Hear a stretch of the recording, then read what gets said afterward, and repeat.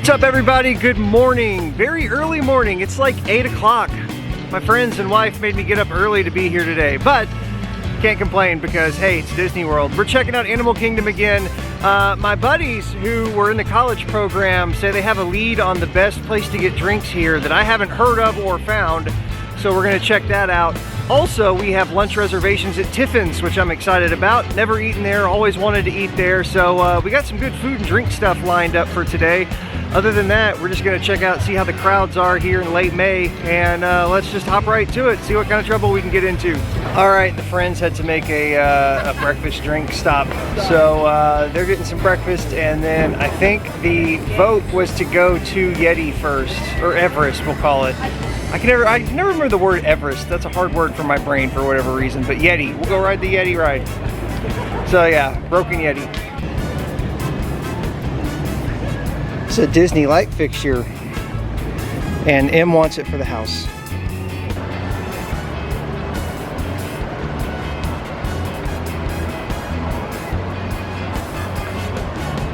Ah, that's cool. I didn't know that. Preston just pointed out the shrine here, the top of it outline lines up perfectly with the top outline of the mountain back there. That's pretty cool.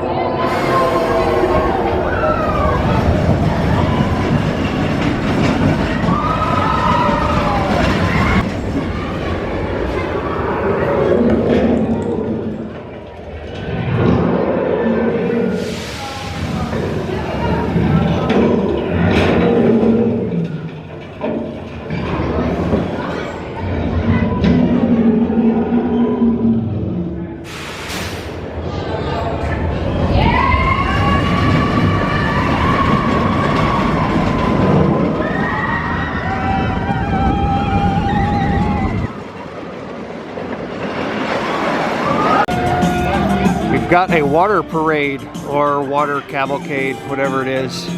It's the only type of parade I condone because it's quick and it's over. It's more like a sighting and it doesn't cause a huge cluster in the pathway, which is why I hate parades. They just block off stuff. You can't get anywhere you're trying to go.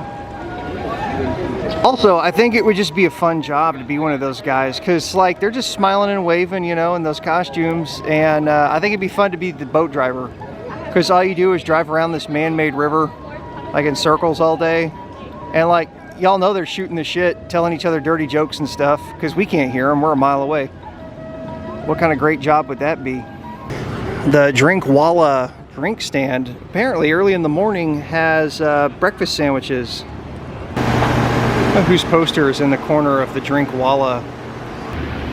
I'm gonna try the $7 breakfast sandwich. I can't complain, it's not bad. I think it's a little bit better than your average fast food breakfast biscuit sandwich, so not bad. Look, Disney magic. I bet they're actually robots. Disney put them there to elicit emotion from guests. It's a conspiracy. Kilimanjaro. When it comes to safaris, we go wide. Quick safety reminders before we get out there. Make sure we do stay seated at all times, keeping our hands, arms, legs, and feet in the vehicle at all times as well. Again, little ones are welcome to lap sit. Just make sure if they are, that they stay there. Don't pass them back and forth in those rows or hold them up to see the wildlife out there, as we should be able to see them all right from our seats. We're going to begin our adventure here in Little Eatery Forest, where the animals are pretty shy and reclusive, very good at blending in with their environment and hiding. So it looks like we're gonna see an animal hiding on our right. Let me try to get us the best view. On the right hand side, you're gonna see an okapi. With their striped hind legs, people often assume that they're related to zebras, but they're the only known relatives to giraffes. They share the same skull structure as giraffes, as well as the same long prehensile tongue that they'll use to reach up into trees to grab onto leaves and branches for them to eat. Okapi tongues can be about 16 inches in length, so they can use that not only to grab that food source, but they will often lick their own eyeballs as well. On the left hand side, you're going to see some Nile crocodiles. The largest in the crocodilian family, found in Africa. They'll reach lengths of about 13 to 18 feet long when fully grown and weigh over 600 pounds. Although they are very large animals, most of their diet is going to be made of pretty small things. They mostly will eat things like fish and birds that live in the waterways alongside them. But they do have the capability of eating much larger animals. They have very powerful jaws. So up ahead, the first animals we are going to get pretty close to on the right are going to be some Maasai giraffes. Maasai giraffes are one of the taller land animals in the world. They stand at heights of about 16 to 18 feet tall when fully grown. Newborn giraffes are already born at 6 feet tall. The Maasai breed is the largest subspecies of giraffe found in Africa. You mostly find them from Central through South Africa, named after the Maasai tribe from that area. You can tell them apart from other giraffes by the markings on their coats. They are going to be slightly darker in coloring, and their markings are described as being a puzzle piece pattern. They're going to be pretty oddly shaped and kind of irregular, pretty jagged and rough around the edges of their markings as well. But in our animal spotting guide, you actually see an example of a reticulated giraffe, and they are not only going to be slightly lighter in coloring, but their markings are a lot more symmetrically shaped, described as more of a net pattern. Closest to us on the right, we're going to see some Ankoli cattle, also known as Watusi cattle, named after the Watusi tribe that domesticated them. Their horns get pretty massive. They can reach in length from about 4 to 6 feet in length from tip to tip. Although they are very large, they're thankfully not too heavy. They're hollow inside, which allows their blood to circulate through their horns and back into their bodies. That keeps their temperature regulated so they don't overheat. To the right, you're going to see some pretty tiny antelopes. Those are springbok. They're the national animal of South Africa and get their name for their ability to spring. From standing, they can jump about 6 feet up in the air and 13 feet forward. You'll see a lot of the elusive Florida tourists. Little mud piles. Those are the... So you can see in the middle, there's actually a younger rhino. You can tell because his second horn is just about to come in. He's only 1.5 years old, but he's only getting about 2,000 pounds. A group of rhinos is called a crash because of their large size. These are white rhinos, so they're larger than the black rhinos, even weighing about 4,000 to 5,000 pounds when they're fully grown. They can run at about 30 miles per hour, but only see 9 feet in front of them. On the right, hiding out in the bushes, is a water buck. These antelopes consume the most amount of water of all antelopes, so because of that love spending time in wet areas, you'll see them often hanging out near watering holes and mud wallows. And on their coats, they have an oil secretion that make them water resistant. They are nocturnal hunters, like I said, so they are going to be pretty sleepy during the day. They'll sleep for upwards of 20 hours a day, becoming a lot more active towards the evening when it's time to hunt. On the right, you're going to see an ostrich on this hillside, the largest bird in the world. They weigh about 40 to 50 pounds when they're fully grown. So they're so heavy they're landlocked birds. They're unable to fly, but they do have some pretty long wings. As well as some sable antelopes in that back corner with those long horns that curve towards their back that keep them protected from any predators out in the savannah. Also up ahead, we are going to see some Hartman Mountain zebras on the left. Each zebra has a unique stripe pattern to them, which is how they identify each other out in the wild. Zebras can tell each other apart from over 200 feet away. That's by far the best safari ride I've ever been on. It's the first time I've seen zebra love like that, so woo! Go get it, zebras.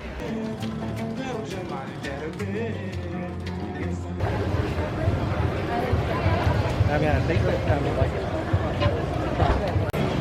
about the margarita and silent answering. Yeah. We had one. Cody, what's the name of the place we're going? TRex Bar? The TRex Bar, maybe? Cody and Preston are experts, and apparently this is the best hidden little bar at Animal Kingdom, so I'm going to try that out. I did not... When they told me about it, I didn't know where it was. Like, I was clueless. So we're gonna go see if this is the best hidden bar at Animal Kingdom.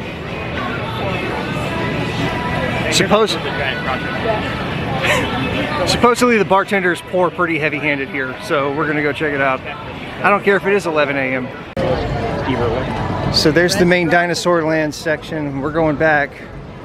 Restaurantsaurus Lounge. Use the stairs to the right. The Restaurantsaurus Lounge. It's a drink called the Tequilasaurus? Yeah. Which is what you are. 100% are. Oh yeah, this looks like my speed for sure.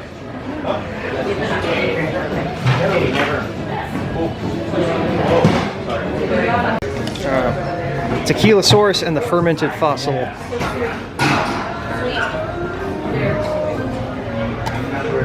Look at it, beautiful.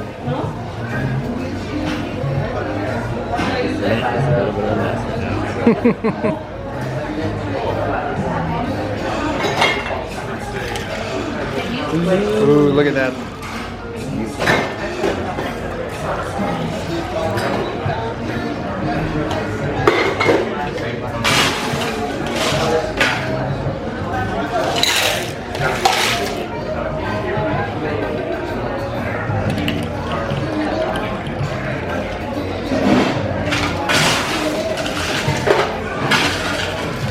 Sun's coming out.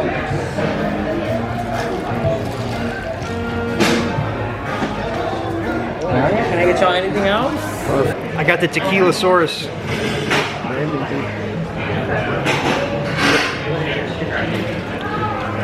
Oh, it's definitely one of my new favorite drinks on property. This is good.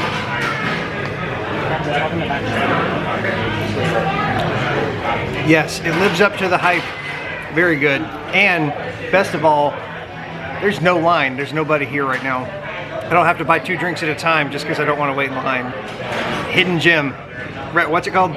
Barosaurus. No, Restaurantsaurus Lounge. The Restaurantsaurus Lounge. Find it in Animal Kingdom. What do you call it? Primordial Blueberry blue in a acai. shot. Primordial blue shot. Oh look, it's a hidden Mickey. Oh, hidden Mickey. Hidden Mickey! Look at that!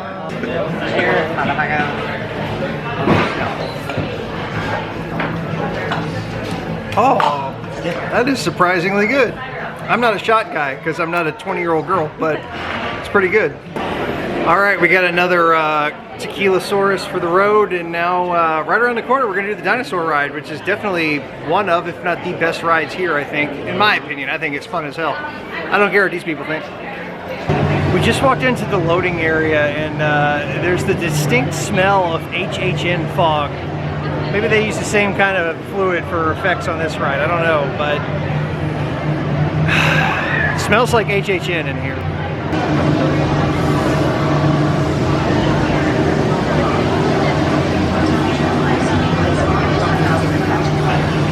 This is Seeker.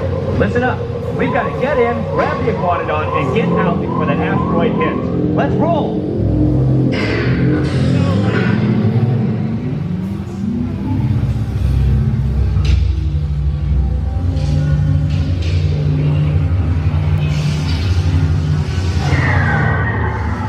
Okay, now, let's go get that dino. Computer, what are you tracking? Styracosaurus. Not our dino. Computer, full stop! Identify! Carnosaurus. Definitely not our dino. Go, go, go! Dinosaur, always a good ride, especially if you like getting your junk jiggled around violently. So now we're headed to somewhere else that I don't know where. I'm following the leader. We'll see where we end up. Crocodile. Camouflage crocodile. Truly though, that's like terrifying, right?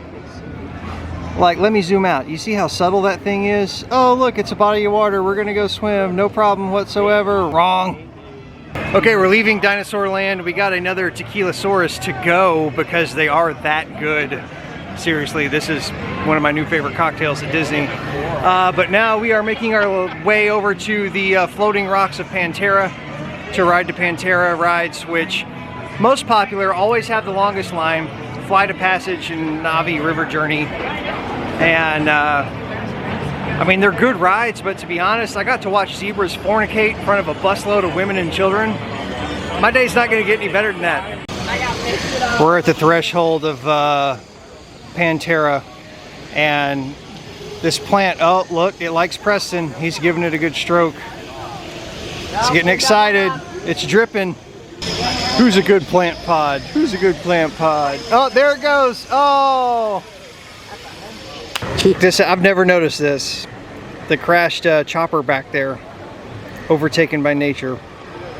I mean, the whole thing is like a military operation that's been reclaimed by nature, but I have never picked up on that. And the beautiful pods right here. Get some of those from my backyard. We're in line for Avatar Flight of Passage. This definitely has one of the most immersive, colorful queues of, I think, any Disney attraction. Even if you're like me and you're not a fan of the Avatar movies or have never seen them, tons of eye candy, tons and tons of eye candy, and lots of really cool UV effects. Now this is pops more on camera than to the naked eye. To the naked eye, it's more subtle, but like that moss growth, it's punctuated with a UV light, but the whole room doesn't feel like a blacklight room. There's a lot of other lighting going on in here. And they're hitting just this one small section with black light to pop that like mold moss growth, and it looks great. It's just more queue and Flight of Passage, which again, the camera does not do this justice. The way it looks on camera and the way it looks to the naked eye are completely different. Not completely different, but slightly different. But the way that they use the UV to pop all of these organic looking plants and plant effects, really, really beautiful. And this is just a queue. Later we'll probably try to get to River Journey, which I actually like better than Flight of Passage, because even though there's no story whatsoever, it is eye candy out the wazoo. Even more and better eye candy than this right here.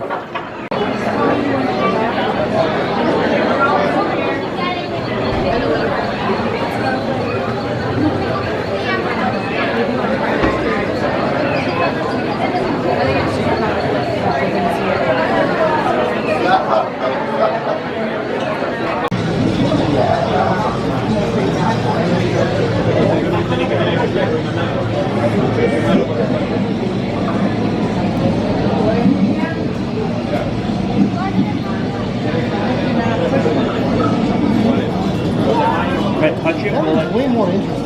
Touch it, will I trigger the venom?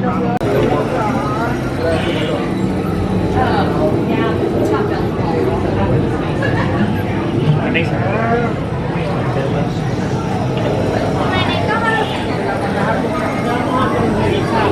Avatar Flight of Passage. Impressive. It's soaring on steroids for the most part, but I'm still not sold. I think it's an overhyped ride. It's a good ride, but I think it's an overhyped ride. I don't think it's worth a 2-hour wait. I don't love it, but it's also like Avatar. The story is silly to me. We're gonna link you with a thing that doesn't exist and you're not really there, but you're gonna feel it, and it's just, it all just kind of comes off cheesy to me. But the effects and the whole like technology element of it is impressive, I'll give it that, and tons of eye candy, just like River Journey, and kind of the whole Avatar franchise as a whole, I think, is just eye candy that doesn't make a lot of sense.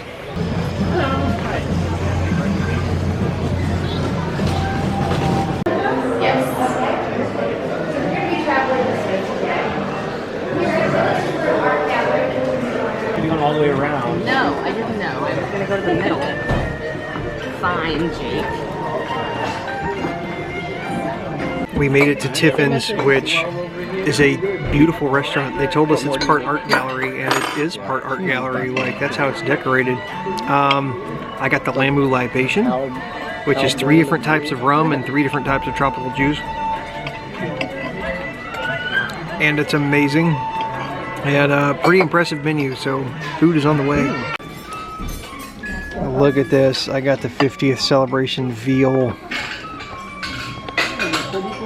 Oh my god, it's so Chocolate martini to top this off, which is espresso martini. Thank you, espresso. The receipt said chocolate, but it's espresso. I can taste the caffeine. It's very strong. It's delicious. Wow, holy crap, that was a good meal. I'm glad I finally made it in here. Our server was also outstanding, so shout out to Jake. No pun intended. His name was also Jake, and freaking fantastic server, great recommendations.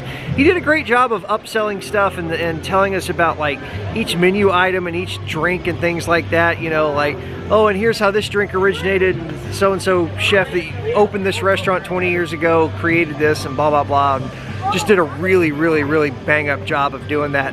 I don't know if any of it was true, and to be honest, I don't care. He was good at what he did, and I tipped him very well. So, yeah, come to Tiffins, ask for Jake. Woo, we did it! Man, it's early though. We're going home. We're gonna chill out. We had good meals, we had good rides, we did all the cool stuff. It's been a successful day, I would call it, at Animal Kingdom. So we're gonna check out. But y'all, thanks for watching. Subscribe, blah, blah, blah, all that crap. And I'll see y'all in the next one. Take care. Go do stuff.